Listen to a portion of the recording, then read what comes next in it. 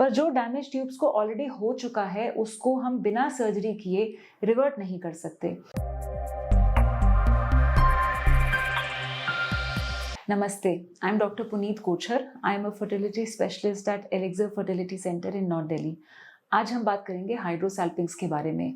क्या होता है हाइड्रोसैल्पिंग्स? हाइड्रोसैल्पिंग्स एक ऐसी कंडीशन है जिसमें आपकी फलोपियन ट्यूब्स में पानी भर जाता है। इसके दो और फॉर्म्स भी होते हैं जिन्हें पायोसैल्पिंग्स या हिमाटोसैल्पिंग्स कहा जाता है, जिसमें ट्यूब्स के अंदर जो पानी है वो पानी ना होकर पस कलेक्शन हो सकती है जिसमें इन्फेक्शन होता है, या किसी कारणवश ब्लड कलेक्शन हो सकती है जिसे हिमाटोसैल्पिंग्स कहा जाता है। अब ये कंडीशंस क्यों होती हैं, कैसे होती हैं? So ideally the primary cause जिसकी वजह से ट्यूब्स में पानी भरता है होता है पेल्विक इन्फेक्शन। ये यूजुअली असेंडिंग इन्फेक्शन होता है जो कि इंटरकॉर्स के through gradually through the vagina uterus से होकर ट्यूब्स तक पहुंचता है। ये इन्फेक्शन यूजुअली नॉन ट्यूबरकुलर होता है, बैक्टीरियल इन्फेक्शन होता है, बट कई केसेस में ट्यूबरकुलर या टीबी का इन्फेक्शन भी हो सकता है। ये खतरनाक कंडीशन नहीं है। जब मैं ऐसे भारी भरकम शब्द यूज करती हूँ तो हो सकता है सुनने वाले को या आपको डर लग रहा हो, ये कंडीशन क्या है, इसमें टीबी का नाम क्यों लिया गया। पहली चीज मैंने फिर से कहा कि टीबी होना जरूरी नहीं है, हाइड्रोसैल्पिंग ज्यादातर नॉन ट्यूबरकुलर होता है। दूसरा, इसमें आपको या मरीज को सिम्टम्स क्या होते हैं? सो हाइड्रोसैल्पिंग्स इज यूजुअली एसिम्टोमेटिक, ज्यादातर सिम्टम्स नहीं होते, आपको नहीं पता होगा कि आपकी ट्यूब्स में पानी भर रहा है। ऐसा भी हो सकता है that it comes as a surprise to you, कि आपने एक्सपेक्ट ही नहीं किया था क्योंकि आप बिल्कुल हेल्दी फील करते हैं। या in some cases you might be having complaints of mild dull aching lower abdominal pain, हल्का मीठा मीठा दर्द, यूजुअली पीरियड्स के बाहर भी, जो कि पूरा महीना थोड़ा थोड़ा चलता रहे। ऐसा दर्द हो सकता है जो कि संकेत कर सकता है कि कोई पेल्विक इन्फ्लेमेटरी डिजीज चल रहा है जिसमें कि हाइड्रोसैल्पिंग्स भी हो सकता है। अब इसको ट्रीट कैसे किया जाए और इसके बारे में पता कैसे चलता है? यूजुअली हाइड्रोसैल्पिंग्स अल्ट्रासाउंड पे डायग्नोज होता है। अगर हम सस्पेक्ट कर रहे हैं कि आपको इन्फेक्शन है तो हम आपका अल्ट्रासाउंड कराते हैं। कई बार आप अल्ट्रासाउंड किसी और कारणवश कराते हैं और उसकी रिपोर्ट में पता चलता है हाइड्रोसैल्पिंग्स है और आप रिपोर्ट लेकर हमारे पास आते हैं।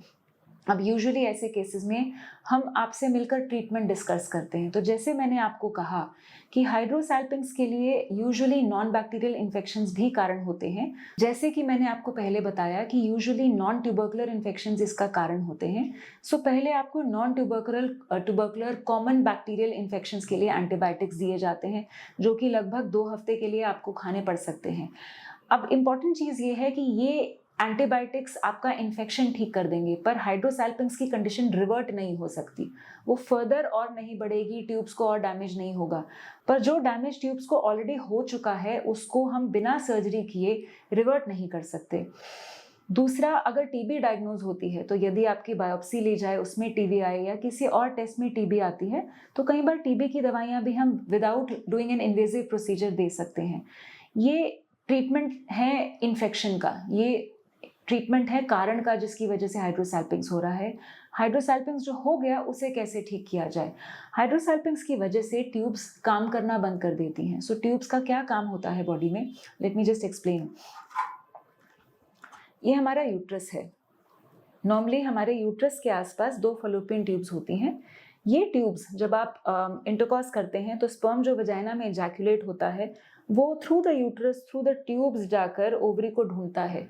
ओवरीज में से जब एग रिलीज होता है, जब ओव्यूलेशन होता है, तो एग भी ट्यूब के फिम्ब्रियल एंड के थ्रू, इस ओपन एंड के थ्रू अंदर आता है, और एग और स्पर्म का जो फर्टिलाइजेशन होता है वो ट्यूब के इस पोर्शन में होता है।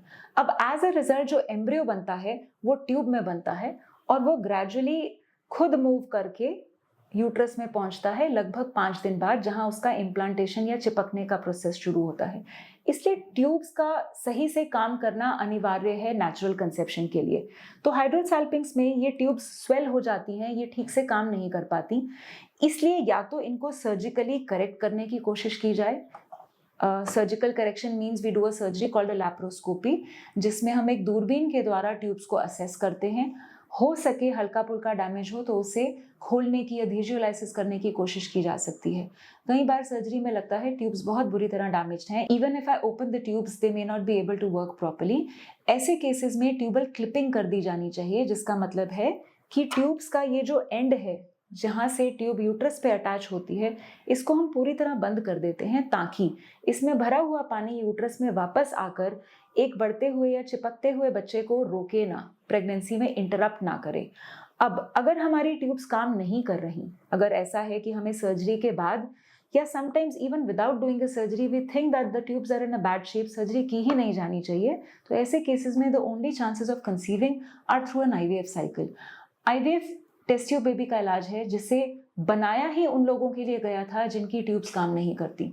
सो these are the patients who have a very good prognosis. इनको हम बोलते हैं गुड प्रोग्नोसिस पेशेंट्स, माने इनके एग्स में दिक्कत नहीं है, स्पर्म में दिक्कत नहीं है, यूट्रस में या बच्चेदानी में दिक्कत नहीं है, केवल जो रास्ता है जिससे स्पर्म एग तक जाता है वो बंद है, ट्यूब्स बंद हैं। तो ऐसे केसेस में आईवीएफ के सक्सेस के चांसेस भी बहुत अच्छे होते हैं। So if you think you've been diagnosed with a hydrosalpinx or any other tubal disorder and you think you need further opinion about this, please do not hesitate to contact us.